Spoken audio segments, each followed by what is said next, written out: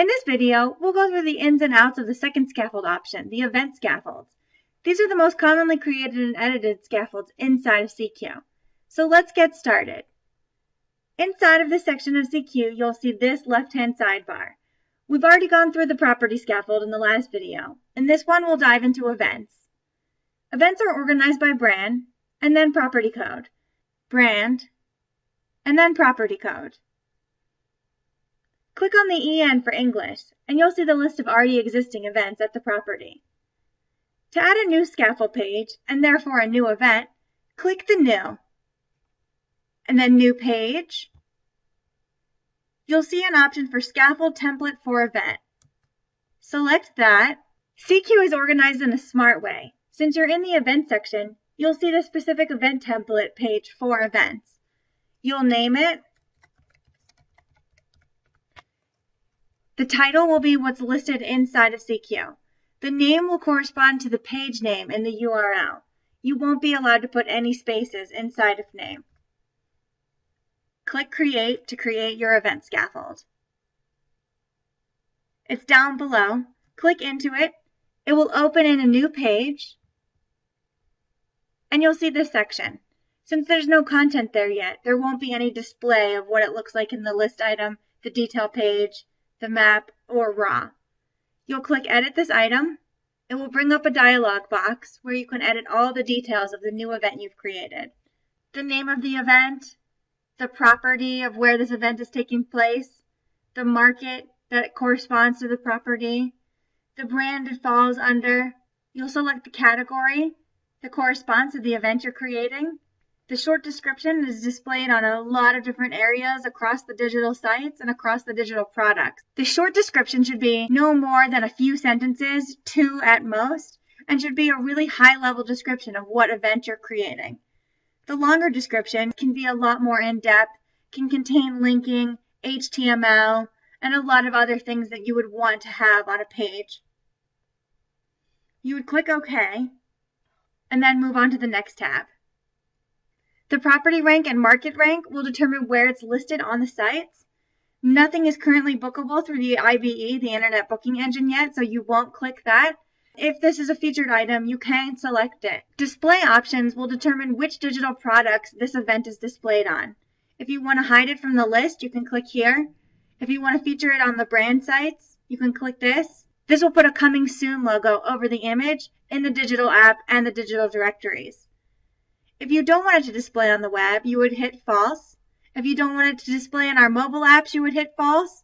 If you don't want it to display on the interactive directories featured in the link, you would hit false. Also, if you don't want it to display in the wayfinding portion of the app, you would click here. Otherwise, it's defaulted to true, and you should leave it as is if you want it to be featured everywhere that it could possibly be featured. Event Details contains a lot of the core details about this event. The price range, the event expiration, whether or not the event is child-friendly, if it's a nightly occurrence, if it's free, the venue where it's being hosted, phone number. The seating chart can be an image. You would select it from where you've already uploaded it. Hopefully you've uploaded it to the DAM already. If not, you can go ahead and open another tab and upload it now. Additional information that you want people to know. The performance times, you'll be able to open this and create as many different performance times and ranges as you possibly could need. If you want to add more, you would just keep adding this as they go. So blackout dates, performance times. This is a really, really flexible system, so you can put it up to the next 6 months, 10 months, however you want to if you've already got all the dates. And you can customize it if it changes on a weekly, bi-weekly, or monthly basis. Event latitude and longitude would be for the wayfinding app. They're not required.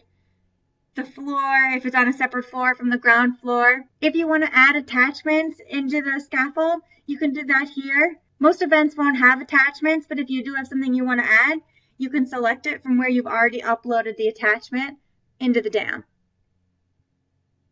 Click OK. And then you'll move to the next section.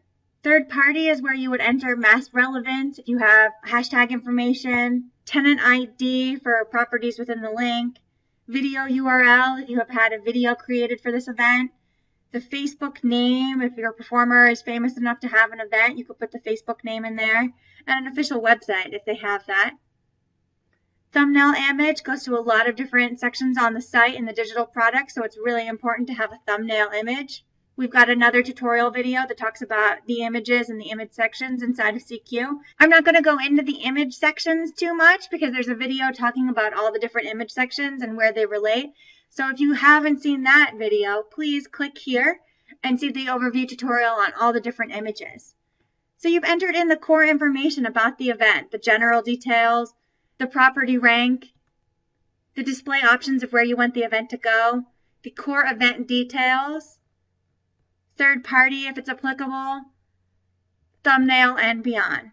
You will save all of these, click OK, and like every other page in CQ, you'll need to hit Activate Page. I'm not going to click it in this case since it's just a test page, but once you click Activate Page, you'll go back to the list. Make sure that it's activated here. Sometimes you'll need to click out and then click back in for it to show that it's been activated. And your page is live. And that's it. For our next video, the ins and outs of restaurant scaffolds, please click here.